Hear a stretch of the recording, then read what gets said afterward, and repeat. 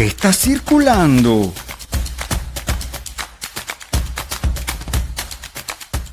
¿Qué está circulando?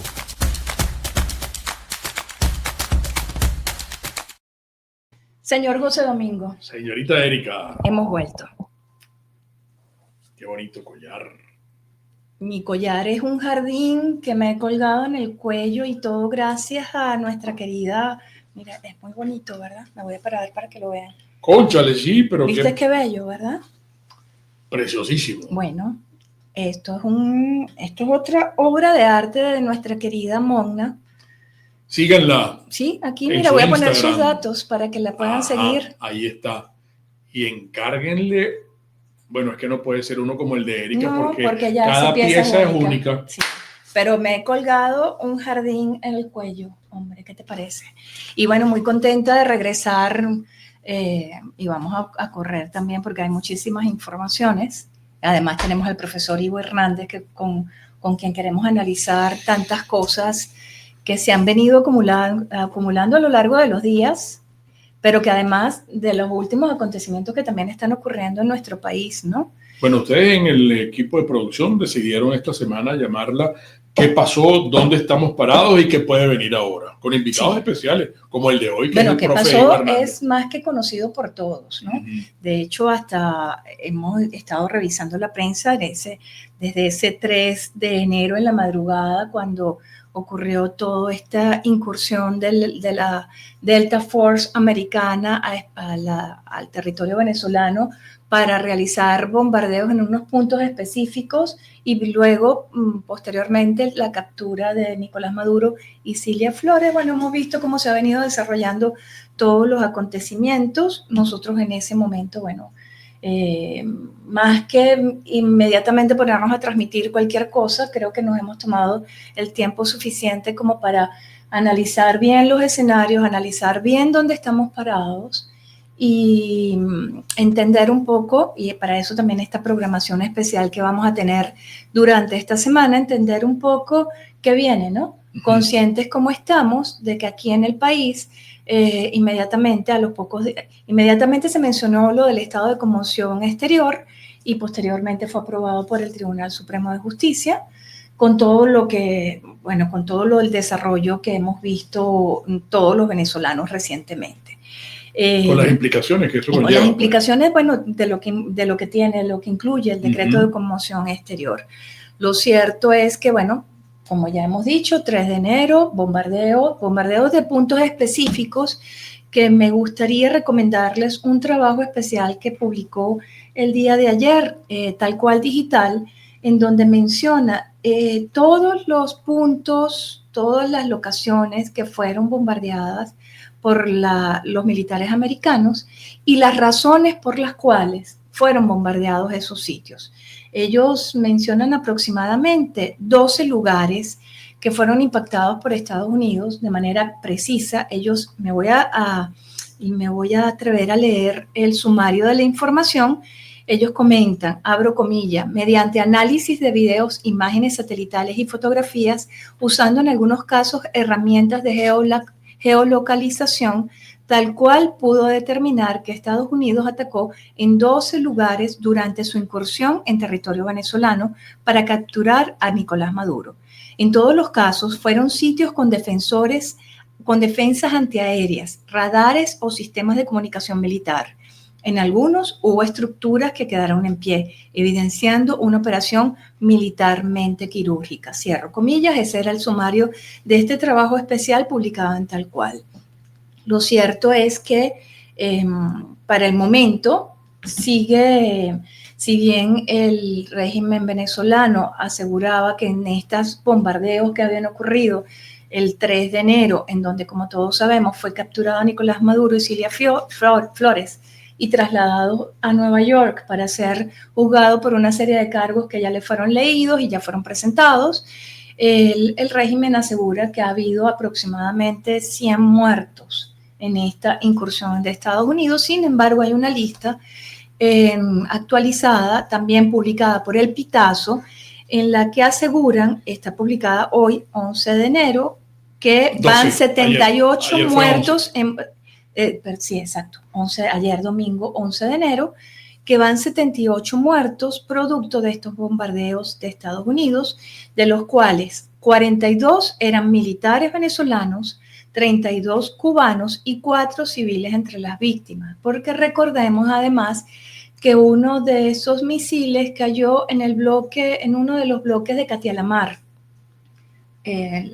Parece que a la altura de Mamo también hubo, y eso lo pueden ver en detalle en este trabajo especial publicado por Tal Cual, en donde, bueno, hubo una víctima en ese bloque, una señora de 70 años que falleció y otros 3 civiles.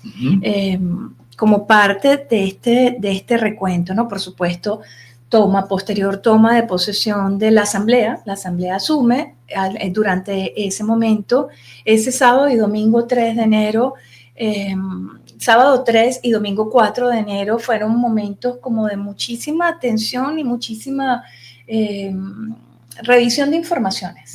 Porque, bueno, por supuesto, una vez que se da esta captura, la información circula a través de las redes sociales del presidente Donald Trump, quien sigue muy activo en las redes sociales, y de hecho el día de ayer publicaba un nuevo post en el que colocaba su foto diciendo que él es el presidente en funciones de Venezuela, ¿no? Lo que muchos han considerado como una especie de burla hacia quienes en este momento siguen llevando el control del país, o como una especie de, bueno, sí.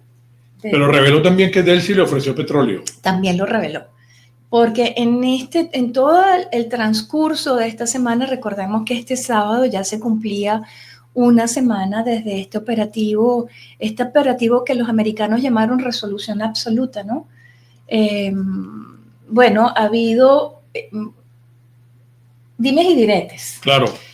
Gente que asegura que Delcy Rodríguez, bueno, y de hecho lo comentaba el mismo Marco Rubio, que Delcy Rodríguez había sostenido comunicaciones con ellos y estaba muy dispuesta a cooperar en todo este proceso que para muchos ya pudiera llamarse un proceso como de inicio de la transición, ¿no? Claro, porque es que Trump el mismo ayer decía que él está preparando el encuentro con la señora Delcy Rodríguez. Sí. Encuentro que no... Y que le ofreció petróleo. Pues, ¿no? Ella le ofreció petróleo. Entonces está la cuestión del petróleo, en donde el señor de Exxon dice que no le gustó mucho. Pues, bueno, pero lo sacaron de esa ecuación, porque también... A Trump no le gustó la reacción. No le gustó la reacción y lo sacó de la ecuación. Está mencionando el regreso de algunas otras, Shell, el regreso Chevron, que para que sigan con sus operaciones, porque además durante todo este periodo, durante toda esta semana, hemos visto además un proceso en donde los norteamericanos aseguran que quien asumió, Delcy Rodríguez, está dispuesta a cooperar para mantener como la gobernabilidad del país, y han explicado, de hecho el señor Marco Rubio explicaba las razones por cuáles son las fases que va a tener este proceso bajo la tutela, si le queremos dar algún calificativo, bajo la tutela de Estados Unidos. También por acá hay otro tipo de reacciones, ¿no? Hay otro tipo de respuestas en donde se sigue observando ese verbo virulento o violento que los ha caracterizado, ¿no? En cuanto al petróleo, al señor Trump le gustan las cosas rápidas. Pues, ¿no? Sí. Entonces, él convocó a estos directores de superempresas petroleras para que se volcaran a invertir en Venezuela. Entonces, el escepticismo del señor de Exxon no le gustó a Trump. Sin embargo, algunos expertos en petróleo dicen, oye, pero está justificado lo que dice el señor de Exxon, porque ya a él en 2 oportunidades lo han expropiado y entonces el señor esgrime, bueno, ¿y cuál es el marco jurídico? ¿Cuál es la seguridad que yo tengo para volver a meter mi billete y entonces Trump le responde, es que yo soy el presidente de Venezuela. Entonces eso es interesantísimo, pues, ¿no? Que hay que hilar fino y hay que entender por qué Trump responde de esa manera y por qué declara en esos términos. Chicos, mete el dinero en Venezuela porque te lo garantizo yo. Exactamente. Porque la garantía soy yo. La garantía soy yo, vale. Olvídate de ahí, va a estar garantizado todo tu dinero. Si sí, yo pero a ti no te da la sensación de que sigue habiendo como dos líneas de discurso. No, claro. Hay una narrativa en Estados Unidos y otra distinta aquí. Hay dos líneas. Amén de los presos políticos. Podemos poner un ejemplo. Amén de los presos políticos. El ejemplo políticos. que podemos poner para eso es, Trump dijo, el helicoide. Ya tiene que cerrarse. Y el helicoide no está cerrado. No. ¿Cuántos presos políticos? 24 esta madrugada. Yo estaba diciendo que tú te ibas a referir al ex marido de Rocío San Miguel, que lo soltaron en la madrugada. Por ejemplo, creo que otros 2 más soltaron en la madrugada. Me están pasando alguna información. Y tenía lo del Papa que recibió María Corina Machado, que también es una nota que probablemente no la tenga mucha gente y la tenemos nosotros porque esto viene de prensa del Vaticano. Claro, que no dio mucha información sobre esa reunión. Se enteraron los colegas en Roma de que María Corina sostuvo una reunión con el Papa León XIV porque normalmente les envían la agenda la agenda del día del Papa y notaron que uno de los puntos era reunión con María Corina Machado. La información sobre esa reunión no ha circulado. Lo único que se sabe, y voy a leer textualmente lo que me enviaron, el Vaticano no informó antes sobre esa reunión y solo después ha dicho que León XIV la ha recibido esta mañana. No se sabe, se desconoce dónde está María Corina y si tiene algún otro acto en Roma. Eso es parte de lo que estamos recibiendo de nuestros colegas radicados con sede en Roma, ¿no? Hubo una reunión, se reunieron, no ha trascendido lo que se discutió en esa reunión, por lo tanto suponen todos que María Corina Machado se encuentra en este momento en Roma, pero se desconoce en qué lugar y cuáles son las otras actividades que pudiera tener programada para el día de hoy. Esa información la recibimos ahorita en la mañana porque esa reunión acaba de ocurrir. Lo otro es esta excarcelación de algunos presos políticos. Recordemos que durante toda esta semana que ha transcurrido, ha habido muchas cosas, han pasado muchísimas cosas. Entre las otras, además de la juramentación de Delcy Rodríguez como la presidenta interina encargada, la juramentación de Jorge Rodríguez de nuevo como presidente de la Asamblea Nacional, más todo lo que eso ha significado desde el punto de vista constitucional. Hay algunos trabajos que también quisiera recomendar. En efecto, Cocuyo han publicado algunos trabajos especiales con algunos constitucionalistas que están explicando todo esto que ha ocurrido y el lapso que tendría Delcy Rodríguez, porque hay un lapso. Ella no puede permanecer sino por un lapso de 90 días que pueden ser prorrogables, pero ¿qué es lo que viene durante ese periodo? Pues, ¿qué se va a llamar? ¿Se va a llamar unas nuevas elecciones? Es decir, hay toda una cantidad de preguntas. Sigue habiendo durante esta semana muchas más preguntas que respuestas. Claro, porque es que aparece el nombre de Rodríguez Torres, mujer. Apareció por allí el nombre de Rodríguez Torres como un candidateable de Zapatero, sí. ¿Sabes, no? Pero sepamos quién es el individuo, ¿no? Sí, claro. Busquemos y hurguemos un poco en la historia. 2014, que no es tan vieja, no, es una historia hay que reciente, irse a 2014 nada más para saber quién persiguió a los muchachos en las protestas, ¿no? Sí. Por ejemplo. No, y él estuvo durante Chávez al frente de toda esa actividad.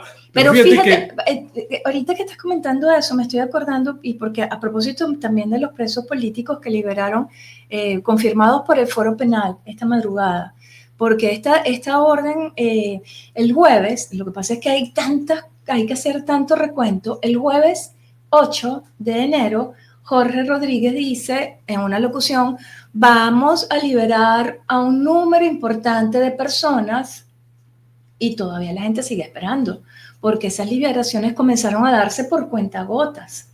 En ese lapso, por supuesto, los familiares de los presos políticos han estado en vigilia en los penales donde están detenidos sus presos, y estas liberaciones no se dieron como se esperaba que se iba a dar, que pues se iban a abrir. Como se anunciaron incluso, porque mucha gente nos ha dicho, ¿y por qué medios y portales importantes dijeron que había salido Perkin Rocha, que había salido fulano, mengano, sutaneja, y no era así. No. Pero entonces, ¿cuál es la intención de esos medios? ¿Cuál es la credibilidad y el respeto? ¿Dónde queda eso? ¿Cuál es la razón por la cual esta gente se apresura en decir? Porque, por ejemplo, la esposa la esposa de Perkins Roach tuvo que salir a decir precisamente que ella no la esposa ese día, la esposa Superlano. No, el de Edmundo, la esposa el yerno, no sabe dónde está ni siquiera. No sabe, ya tiene un año en prisión, y en ese momento corría ese jueves y viernes, circulaba que él era uno de los que iban a tener el beneficio de la excarcelación, que recordemos que fueron excarcelados con medidas cautelares, no es que están en libertad. Durante este fin de semana, ayer domingo, no se produjo ninguna excarcelación. Esta madrugada excarcelaron a 24 presos políticos del Rodeo y las Crisálidas, Antiguo y Nof. Hay otro que se murió. Hay un policía, sí, vale. Sí. Que de hecho eso ha generado mayor angustia en los familiares que están haciendo las vigilias en los penales, porque no han recibido fe de vida, quieren tener fe de vida de sus presos. En el caso hay algunos cuantos a quienes tenían sus familiares más de un año sin ver, que les permitieron las visitas, ¿no? Les permitieron las visitas el día de ayer y pudieron constatar que están en buen estado de salud, entre ellos Superlano, creo que lo he mencionado varias oportunidades, Roland Carreño y otros más. Dentro del grupo de liberados de esta madrugada está el ex esposo de Rocío San Miguel, que recordemos, su hermano es el único vocero autorizado y emitió un comunicado en el que, bueno, ella ya se encuentra en España. Alejandro González de Canales. Ese es el ex marido de Rocío. El esposo de Rocío San Miguel, sí, que ha sido excarcelado. Ajá. El hermano de Rocío San Miguel comentaba que ella fue liberada con medidas cautelares, que no está en libertad, que además le agradecían las gestiones que había hecho Rodríguez Zapatero. Yo no sé si a raíz de esos comentarios fue cuando Trump entonces además comenta, recuerden que los presos, si están saliendo en libertad, es gracias a lo que él ha venido haciendo. Pero bueno, un poco era el tono del comunicado y algunas otras gestiones diciendo que ella está en un proceso de rehabilitación, pero la excarcelación de todos los cientos de presos políticos que todavía permanecen en las cárceles no se ha efectuado aún, ni tampoco el cierre del helicoide, como también circulaba en esos días posteriores al 3 de enero. Comentabas lo del policía que murió en prisión, según Tarek William Saab, por un accidente cerebrovascular y después un infarto que había sido trasladado al Hospital Domingo Luciani y recibido todas las atenciones, pero que lamentablemente había fallecido. Un señor que fue detenido precisamente en diciembre de 2024. Creo que son ya 26, ¿no? Los presos políticos que han muerto. Hay un listado y está publicado en el Pitazo. Son 26 los presos políticos que han muerto en prisión bajo custodia del Estado desde 2015. Pero recordemos que recientemente también a eso se le suman, allí debe estar listado de los que han muerto después de la detención postelectoral de 2000, ¿cuándo es que fueron las elecciones? ¿2024? 28 de julio. 28 de julio de 2024. Así que, bueno, como ya vemos a nuestro invitado conectado y como queremos aprovechar también el tiempo con él para analizar precisamente todo lo que ha sido este 3 de enero, esa semana posterior y lo que podría venir, ¿qué te parece si hacemos rápidamente nuestro primer corte de publicidad y conversamos con el profesor Ivo Hernández?